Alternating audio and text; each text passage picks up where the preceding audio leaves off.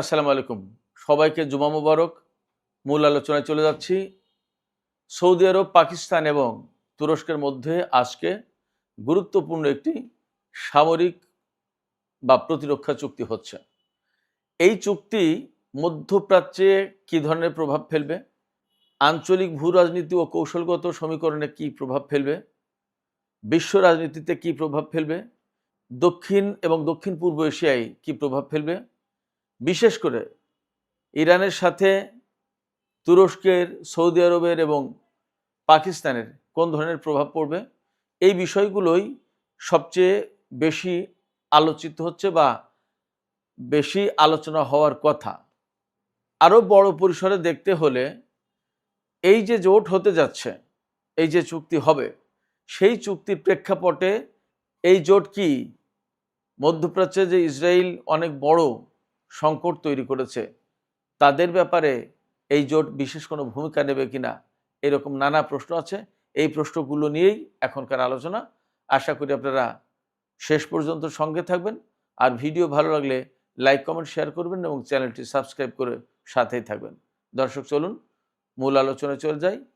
আলোচনার শুরুটা এরকম: সৌদি আরব, তুরস্ক এবং পাকিস্তান এই যে ত্রিপক্ষীয় সামরিক চুক্তি বা প্রতিরক্ষা চুক্তি যাই বলি করতে যাচ্ছে, আসলে তার লক্ষ্যটা কি? এটা কিন্তু সবচেয়ে গুরুত্বপূর্ণ প্রশ্ন। অর্থাৎ এই জোট কার বিরুদ্ধে যুদ্ধ করবে বা কাদের থেকে তারা নিরাপত্তা চায়, বা এখানে এমন একটা চুক্তি হবে, এমন একটা ক্লজ থাকবে, যতদূর খবর পাওয়া যাচ্ছে, যে এক দেশের উপর হামলা হলে বাকি দুই দেশ ধরে নেবে তাদের উপর হামলা, অর্থাৎ অনেকটা নেটো জোটের আদলে, এবং অটোমেটিক্যালি তিন দেশ ওই দেশের বিরুদ্ধে যুদ্ধ শুরু করবে। ব্যাপারটা যদি তাই হয়, তাহলে এখানে কে কাকে হামলা করবে এবং কার থেকে কে নিরাপত্তা চায়? সৌদি আরবের সাথে দশকের পর দশক ইরানের একটা টানাপোড়েন আছে, এবং সৌদি আরবকে বোঝানো হয়েছিল যে ইরান তোমার নিরাপত্তার জন্য হুমকি, অতএব আমেরিকাকে জায়গা দিয়েছে এবং আমেরিকা চেয়েছে যে ইরান হচ্ছে তোমার হুমকি, ইরান থেকে বাঁচতে হলে তোমরা তো পারবা না, আমরা নিরাপত্তা দিচ্ছি, আমাদেরকে জায়গা দাও। ইরাকে 1991 সালে যে যুদ্ধটা হয়েছিল, প্রথম উপসাগরীয় যুদ্ধ, অপারেশন ডেজার্ট স্টর্ম, এই যুদ্ধের আগে অত্যন্ত দুঃখজনক কিছু ঘটনা ছিল। যে ইরাককে দিয়ে ইরান আক্রমণ করে 8টা বছর ভ্রাতৃঘাতী যুদ্ধ করেছিল, লাখ লাখ মানুষ মরেছে, এবং সেইটার ইন্ধনদাতা ছিল প্রধানত পশ্চিমা দেশগুলো। অ্যাকচুয়ালি বিপ্লবের পরপরই ইরানের পক্ষে কেউই ছিল না, তখন সবাই ইরাকের পক্ষে। সেই সাদ্দামকে পেলে পুষে মানুষ করে এত বড় করে এক পর্যায়ে তাকে দিয়ে কুয়েত দখল করানো হয়। তারপরে আবার কুয়েতকে, সৌদি আরবকে তার বিরুদ্ধে যুদ্ধ করার জন্য ব্যবস্থা করতে বলা হয়, এবং বলা হয় যে ইরাক সৌদি আরবও দখল করবে। এই মুহূর্তে যদি ইরাককে থামানো না হয় তাহলে সৌদি আরব দখল করে নেবে, কুয়েত তো দখল করেছেই। তখন এই কুয়েত, সৌদি আরব, আরব দেশগুলো সবাই চিন্তা করে আমরা কি করব তাহলে? তখন আমেরিকা বলে জায়গা দাও, আমরা ব্যবস্থা করে দিচ্ছি। ব্যাস, মধ্যপ্রাচ্যে সৌদি আরবের ঘাঁটি হয়ে গেল। যুদ্ধ করে, কত কায়দায় কৌশলে, কত কিছু করে সাদ্দামকে উৎখাত করে দিয়ে সেখানে নিজেরা মধ্যপ্রাচ্যে বিস্তীর্ণ ভূমিতে নিজেদের ঘাঁটি, নিজেদের সমস্ত প্রভাব প্রতিপত্তি বিস্তার করলো। তারা বলল কি, ইরান তোমাদের প্রচণ্ড রকমের শত্রু, ইরানের হাত থেকে বাঁচতে হলে আমরা লড়াই করবো, আমাদের জায়গা দাও এবং সেইভাবে সাপোর্ট দাও। ঘাঁটি আমেরিকার সৈন্যরা থাকে, খায় দায়, পয়সা দেয় আরবরা। সেই সৌদি আরবকে বোঝানো হয়েছে ইরান তোমার অনেক বড় শত্রু, ইরান তোমাদের দেশ দখল করে নেবে, তোমাদের ধর্ম দখল করে নেবে, তোমাদের মক্কা মদিনা দখল করে নেবে, কত কিছু। ইরানকে বিরাট বড় শত্রু, শিয়া সুন্নির অ্যাঙ্গেল থেকে অনেক বড় শত্রু হিসেবে দেখানো হয়েছে। প্রত্যেকটা আরব দেশকেই সেইভাবে দেখানো হয়েছে, এবং সেইভাবে এখনো শত্রু ভাবে তারা। যদিও এই যুদ্ধের সময় এই সমস্ত দেশ সরাসরি ইরানের বিরুদ্ধে এখন লাগাতার যুদ্ধ করেন, ভেতরে ভেতরে কি কি করেছে সেটা তো আমরা কম বেশি খবর পাচ্ছি কুয়েত, বাহরাইন, সংযুক্ত আরব আমিরাত এরা আমেরিকা ইসরায়েলের সাথে মিলে ইরানের উপর হামলা চালিয়েছে। সৌদি আরব করেছে কি করেনি এখনো পরিষ্কার না। তো আমেরিকা যে পরিস্থিতি, তাতে যুদ্ধে তারা হেরে যাবে এবং তারা এখান থেকে চলে যেতে বাধ্য হবে, যা পরিস্থিতি মনে হচ্ছে। তাহলে সৌদি আরবের নিরাপত্তার হবেটা কি? এই ভয় থেকে তারা এখন পাকিস্তান আর তুরস্কের সাথে চুক্তি করে নিজেরা বাঁচার চেষ্টা করছে। তাহলে কি দাঁড়ালো? তাহলে ইরানকেই তারা প্রধান শত্রু হিসেবে দেখলো। কিন্তু ফ্যাক্ট হচ্ছে ইরান সৌদি আরবকে হামলা করবে না। সৌদি আরবকে হামলা করবে না ইরান। যদি সৌদি আরবকে হামলা না করে তাহলে তুরস্কের সাথে আর পাকিস্তানের সাথে তো ইরানের যুদ্ধ করার প্রশ্ন আসছে না। সৌদি আরব ভেতর থেকেই পরিবর্তন, যদি কিছু হয় তো ভেতর থেকেই হবে, ইরানের কিছু করতে হবে না যুদ্ধ করে।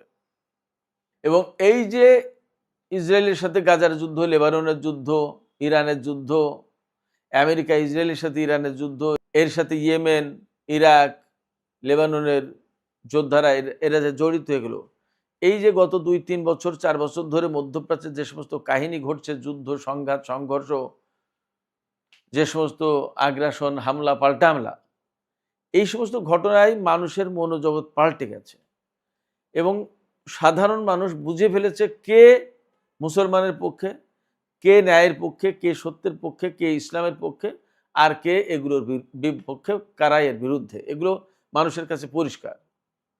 যখন আমেরিকায় এই অঞ্চল থেকে চলে যাবে, যদি চলে যায়, তাহলে আলটিমেটলি ভেতর থেকে মানুষ জেগে উঠবে বলে মনে করা হচ্ছে। এটা বিরাট একটা আশঙ্কা আছে সৌদি আরবের ভেতরে এবং অন্য দেশগুলোর ভেতরেও। সেই জায়গায় সেই পরিবর্তনের জন্য ইরানকে হয়তো যুদ্ধ করা লাগবে না, অটোমেটিক পরিবর্তন হয়ে যাবে। যারা জনগণের পালস বুঝে পরিবর্তনটা না করবে তারা পস্তাবে, আর যারা পালস বুঝে কাজ করবে তারা পস্তাবে না। এই না পস্তানোর খাতায় থাকবে কাতার এবং ওমান আপাতত। বাকিদের সংকট আছে যদি তারা যেভাবে চলছে এইভাবে চলে। যাই হোক, তো তাহলে ইরানকে আপাতত শত্রু হিসেবে বা থ্রেট হিসেবে মনে করে তুরস্ক এবং পাকিস্তানকে ডাকছে সৌদি আরব যে আমরা আসো একসাথে মিলে একটা চুক্তি করি, যে চুক্তির মূল গল্প হবে কি, আমার উপর হামলা করলে তোমরা দুজন যুদ্ধে জড়িয়ে যাবে। তুরস্ক এবং পাকিস্তানের সাথে ইরানের কোনো সংঘাত সংঘর্ষ আপাতত নেই, অতএব এই দুই দেশের সাথে ইরানের যুদ্ধের প্রশ্ন আসছে না। সংকট যদি থাকে তাহলে সৌদি আরবের সাথে আছে। আমি আগেই বলেছি ইরান সৌদি আরবে সহজে হামলা করবে না, করার কথা না, হিসাব নিকাশে আসে না। তো তারপরেও সৌদি আরব ইরানকে থ্রেট ফিল করে যদি এই চুক্তি করে, তার মানে দাঁড়াচ্ছে কি, সৌদি আরব তুরস্ক এবং পাকিস্তানকে ধরে বাঁচার চেষ্টা করছে।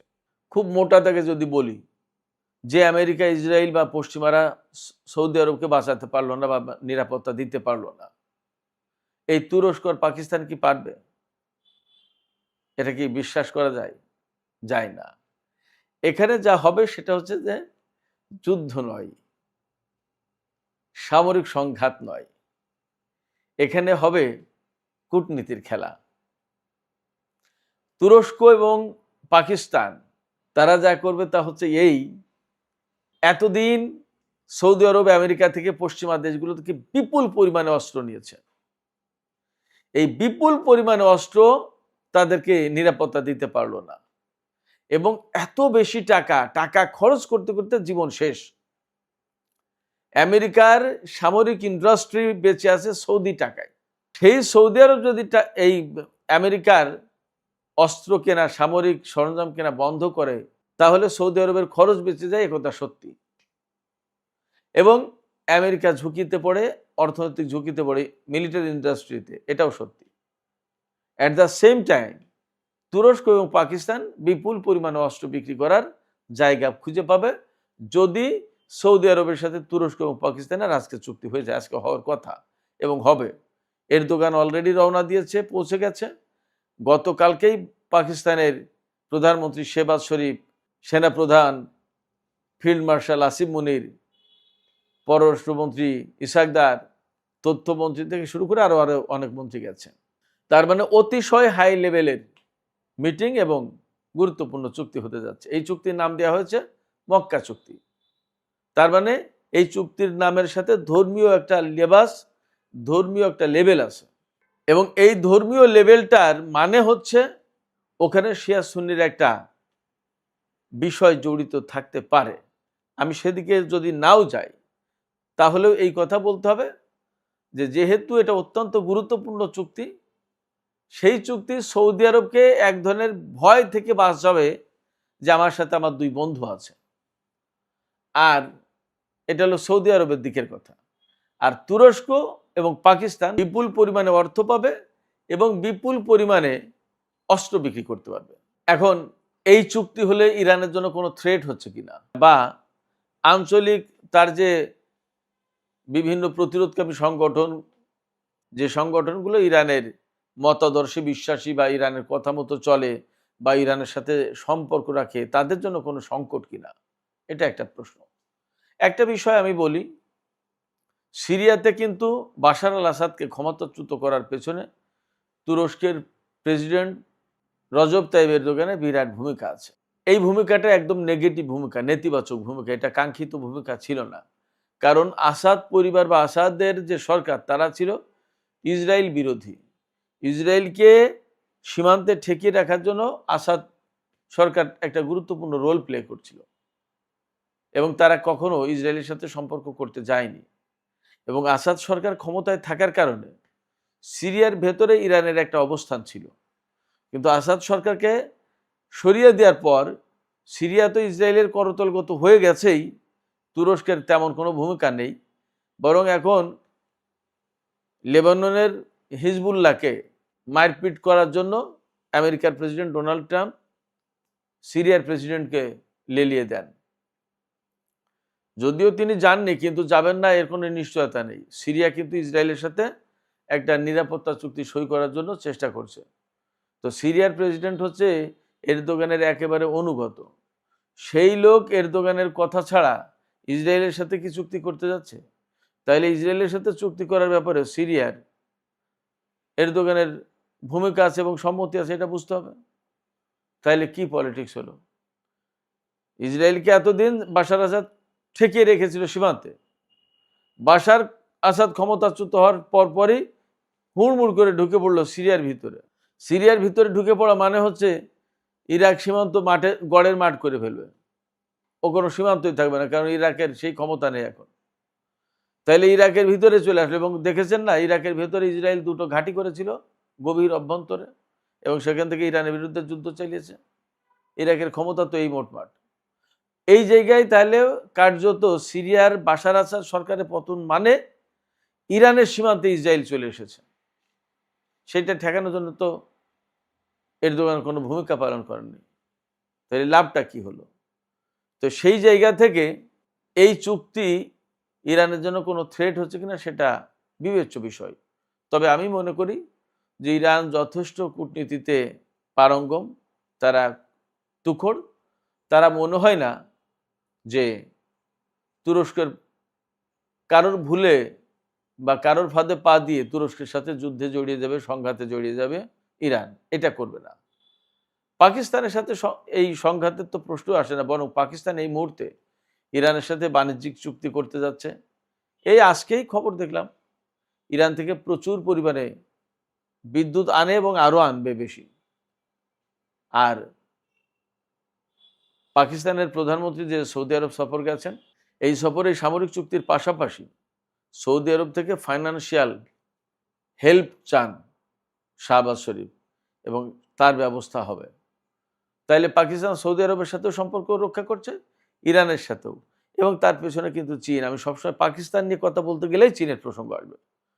তো পাকিস্তান তুরস্ক যত যাই কিছু করুক মধ্যপ্রাচ্যে, চীনের সম্মতির বাইরে খুব একটা যাবে বলে মনে হয় না, অন্তত পাকিস্তান।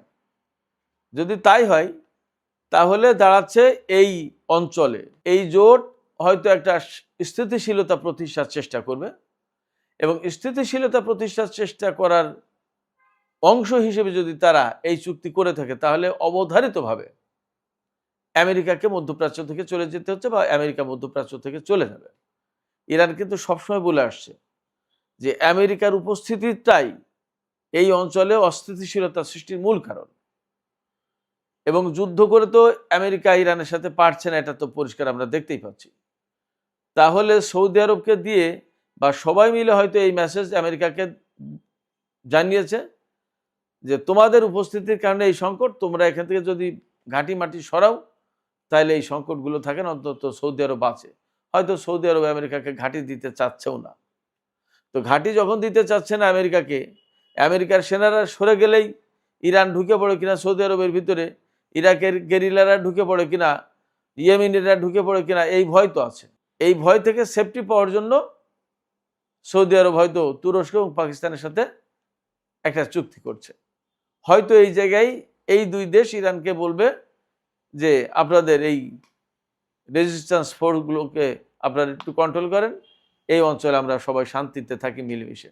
তখন হয়তো ভিতরে ভিতরে ইরান, সৌদি আরব, তুরস্ক, পাকিস্তান সবার ভেতরে একটা আন্ডারস্ট্যান্ডিং হবে, একটা চুক্তি হবে, বা বৃহত্তর নিরাপত্তার সাথে হরমুজ প্রণালী থেকে শুরু করে আরও যত জায়গায় যেখানে যেখানে স্থিতিশীলতা প্রতিষ্ঠা করা দরকার, নিরাপত্তা প্রতিষ্ঠা করা দরকার, হয়তো সবাই করবে, সবাই সবার হয়তো এক ধরনের পার্টনার হয়েও যেতে পারে। এই চুক্তি আমি এতক্ষণ যা বললাম সেই রকম যদি থাকে তাহলে তো ভালো কথা, আর যদি তা না হয় তাহলে কিন্তু এর প্রভাব দক্ষিণ পূর্ব এশিয়ায় মারাত্মক পড়বে। তখন কিন্তু মধ্যপ্রাচ্যের ভারসাম্য পাল্টে যাবে এবং চীনের, ভারতের অনেকের স্বার্থ এখানে জড়িত থাকবে, জড়িয়ে যাবে। সে জায়গায় পাকিস্তানের সাথে ভারতের যে শত্রুতা আছে বা যে সমস্ত সংকট আছে, সেই সমস্ত সংকট মোকাবেলায় পাকিস্তান, তুরস্ক এবং সৌদি আরবের হেল্প পাবে। তাতে পাকিস্তান অভ্যন্তরীণভাবে শক্ত হতে পারবে, সুবিধা পাবে, এবং সৌদি আরবকে বা কাতারকে দিয়ে হয়তো আফগানিস্তানকে ম্যানেজ করার চেষ্টা করবে পাকিস্তান। সেদিক দিয়ে একটা ভালো প্রভাব তো পড়বেই, এখানে ইতিবাচক প্রভাব পড়বে। কিন্তু যদি এই জোট নেতিবাচক কর্মকাণ্ড করে তাহলে কিন্তু চীনকে এখানে হয়তো খানিকটা ইনভলভ হতে হবে। এরকম অনেক হিসাব সমীকরণ আছে। আবার যখন পাকিস্তান, সৌদি আরব, তুরস্ক এই দেশগুলো মিলে পাকিস্তানের ভেতরে তাদের অনেক সংকটকে সবাই মিলে সমাধান করা বা কোনো জায়গায় যেখানে দুর্বলতা আছে সেখানে সবলতা আনার চেষ্টা করলে ভারত বিষয়গুলো কিভাবে দেখে সেটাও একটা ব্যাপার। কারণ ভারতের সাথে তুরস্ক, পাকিস্তান কারোরই সম্পর্ক ভালো না। সৌদি আরবের সাথে লেনদেন বেচাকেনা থাকলেও এই যে জোট হচ্ছে, সেই জোটের যে চাহিদা, অর্থাৎ এক দেশ আক্রান্ত হলে বাকি দুই দেশ আক্রান্ত হবে বলে ধরে নেওয়া হবে। যদি ভারত কর্তৃক বা ভারতের মাধ্যমে পাকিস্তান আক্রান্ত হয় তাহলে তুরস্ক এবং সৌদি আরবও সেখানে আসতে বাধ্য। ব্যাপারটা হয়েছে এরকম। তার মানে সৌদি আরবের সাথে ভারতের এতদিন যে রকম সম্পর্ক ছিল, পাকিস্তানের সাথে চুক্তি হওয়ার পরে সম্পর্কটার মাত্রা কিছুটা ভিন্ন হবে বলে মনে করা যায়। দেখা যাক, আগে চুক্তি সই হোক, চুক্তির বক্তব্যগুলো কি, শর্তগুলো কি এবং লক্ষ্য উদ্দেশ্য কি, এগুলো সব পরিষ্কার হোক, তারপর আমরা বাকি কথা বলতে পারবো। আমরা অপেক্ষায় থাকি যে মধ্যপ্রাচ্যে ইতিবাচক প্রভাব ফেলবে এই জোট, এমনটাই আমরা আশা করি। তো সুপ্রিয় দর্শক, আজকের আলোচনা এখানেই শেষ করতে চাইছি। আলোচনা শেষের আগে আপনাদের মতামত জানতে চাই, সৌদি আরব, পাকিস্তান এবং তুরস্কের মধ্যে যে জোট হতে যাচ্ছে, এই জোট মধ্যপ্রাচ্যের স্থিতিশীলতায় কতটা ইতিবাচক ভূমিকা রাখতে পারে, এটা হলো প্রথম প্রশ্ন। আর দ্বিতীয়ত, এই জোট দক্ষিণ পূর্ব এশিয়ায় কোনো প্রভাব ফেলবে কিনা, আপনাদের মতামতকে জানিয়ে কমেন্টে লিখতে পারেন। আর ভিডিও ভালো লাগলে লাইক, কমেন্ট, শেয়ার করবেন এবং চ্যানেলটি সাবস্ক্রাইব করে সাথেই থাকবেন।